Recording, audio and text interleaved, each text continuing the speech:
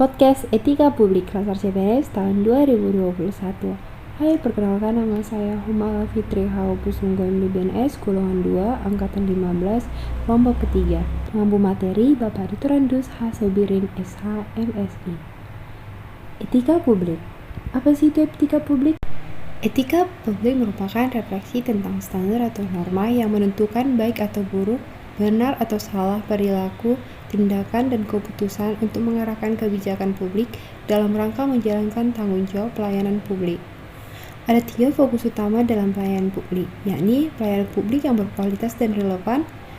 Kedua, sisi dimensi reflektif. Etika publik berfungsi sebagai bantuan dalam menimbang pilihan sarana, kebijakan publik, dan alat evaluasi.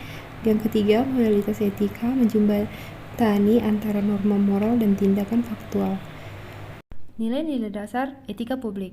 Pertama, memegang teguh nilai-nilai dalam ideologi negara Pancasila. Kedua, setia dan mempertahankan Undang-Undang Dasar Negara Kesatuan Republik Indonesia tahun 1945. Ketiga, menjalankan tugas secara profesional dan tidak berpihak. Keempat, membuat keputusan berdasarkan prinsip keahlian. Kelima, menciptakan lingkungan kerja yang non-diskriminatif. Keenam, memelihara dan menjunjung tinggi standar etika luhur. Ketujuh, mempertanggungjawabkan tindakan dan kinerjanya kepada publik. Kedelapan, memiliki kemampuan dalam melaksanakan kebijakan dan program pemerintah. 9. Memberikan layanan kepada publik secara jujur, tanggap, cepat, tepat, akurat, berdaya guna, berhasil guna, dan santun. 10. Mengutamakan kepemimpinan berkualitas tinggi. 11. Menghargai komunikasi, konsultasi, dan kerjasama. 12. Mengutamakan pencapaian hasil dan mendorong kinerja pegawai. 13. Mendorong kesetaraan dalam pekerjaan. Terakhir, meningkatkan efektivitas sistem pemerintahan yang demokratis sebagai perangkat sistem karir. Dimensi etika publik. Pertama, dimensi kualitas pelayanan publik. Kedua, dimensi modalitas. Yang ketiga, dimensi tindakan integritas publik. Selanjutnya, mengenai kode etik. Apa itu kode etik? Kode etik adalah aturan-aturan yang mengatur tingkah laku dalam suatu kelompok khusus. Sudut pandangnya hanya ditujukan pada hal-hal prinsip dalam bentuk ketentuan-ketentuan tertulis. Ada beberapa kode etik aparatur sipil negara.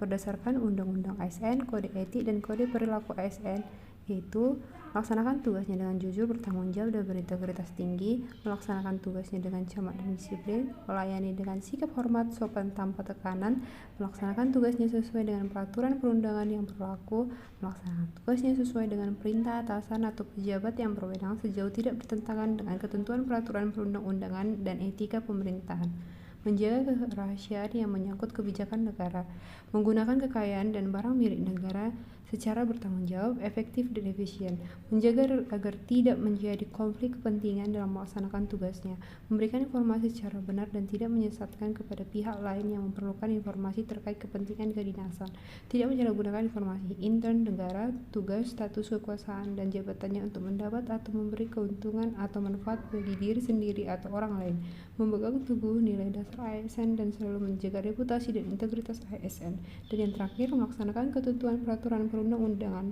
mengenai disiplin pegawai ASN. Sehingga pelayanan publik yang profesional membutuhkan tidak hanya kompetensi teknik dan leadership, namun juga kompetensi etika. Oleh karena itu perlu dipahami etika dan kode etik pejabat publik. Sehingga diterapkannya kode etik aparatur sipil negara, perilaku pejabat publik harus berubah. Pertama, berubah dari penguasa menjadi pelayan. Kedua, berubah dari wewenang menjadi peranan. Ketiga, menyadari bahwa jabatan publik adalah amanah yang harus dipertanggungjawabkan bukan hanya di dunia tapi juga di akhirat.